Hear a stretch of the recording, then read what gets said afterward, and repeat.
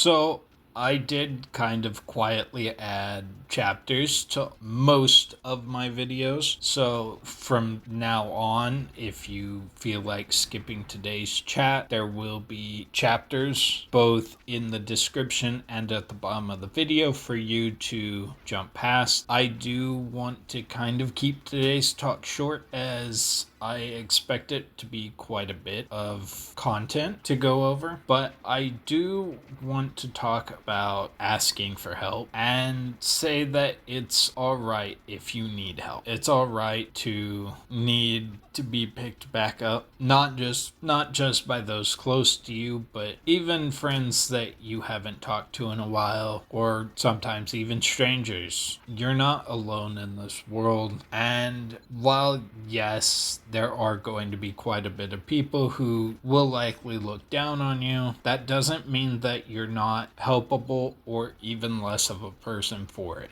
As somebody who's seen the darker side of people over the years, I definitely understand it can be hard to want to reach out to other people and seek help, and there will always be a fear of losing those people that you felt were friends because of it. But maybe that should be a sign that you don't need those people in your life. Maybe you were better off without them. After all, you are special, no matter what you're going through.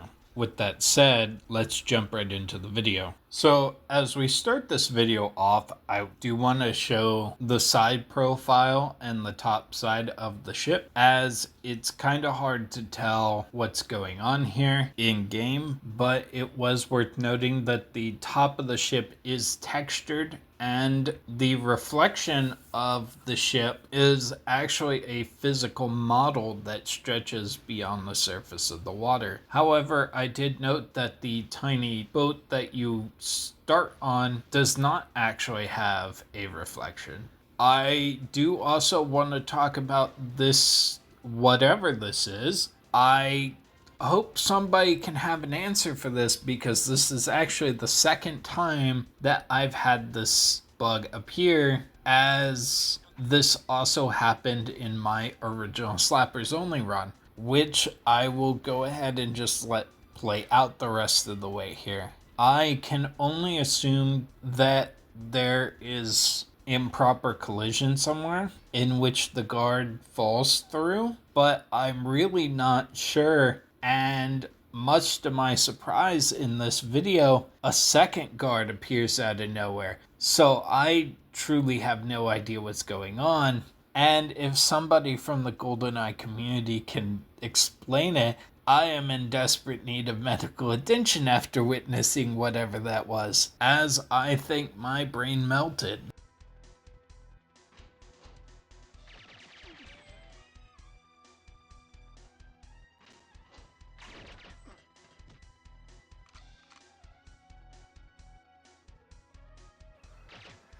Freaking out, man. You are freaking out, man.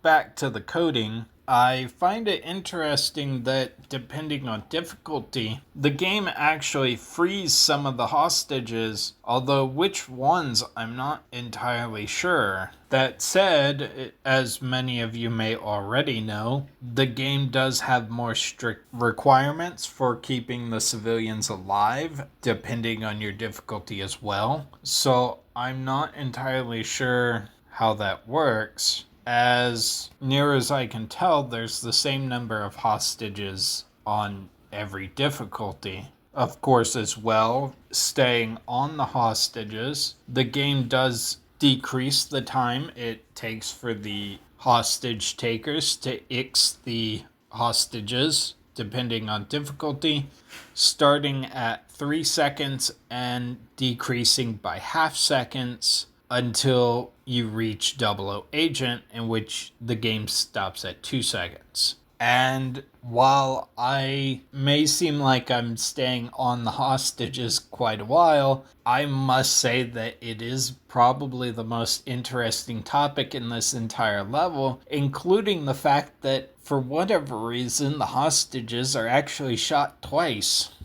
once by the hostage takers with the D5K, and once again after the hostage has already been executed with the KF7. Once again, if somebody has answers to why that would be necessary, I would love to hear it. As near as I can tell, that's the only instance so far in which that has actually happened. Finally, moving past the hostages, let's take a look at the other main attraction of this level, being the two plastiques in the bridge and the engine room, which I find interesting that the game only verifies that the plastiques are in good condition in determining whether or not you failed the objective. With that said, though, that opens up an interesting possibility in which the computers that they're sitting on could actually be destroyed, leaving the plastique intact and thus still allowing you to defuse the bomb successfully. Of course, this is really hard to do in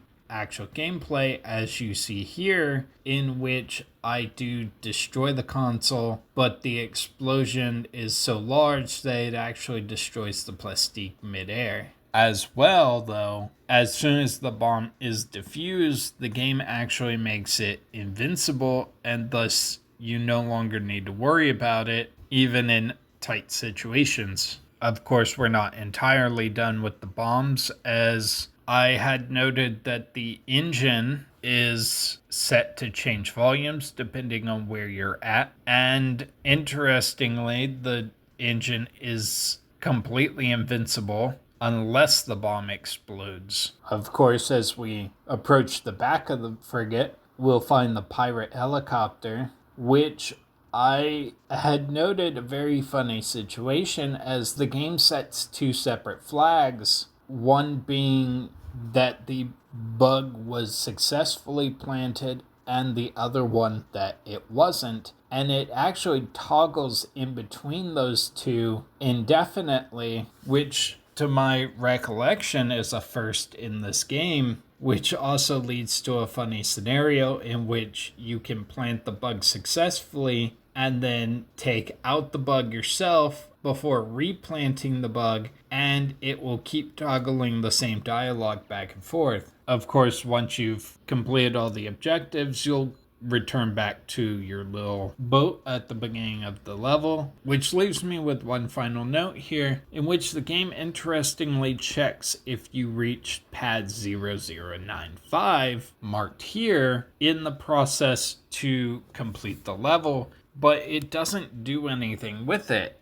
I can only assume that perhaps there was a different ending that was planned. Perhaps if you were taking too long in the level or a different difficulty. Unclear. Maybe even there was a different entrance planned altogether. It's really hard to say. With that said, I hope you enjoyed today's video. And while I didn't talk about it in the video, I, of course, would be amiss to not show the grenade probability, which is extremely low on this level, only sitting at a value of 19 of 255 or 256. I'm again unsure of the exact details of what the fraction is, but it's not great, which thankfully is not an issue. And while I didn't talk about it in the silo video, this actually marks the second level that remains unchanged from the original run that I did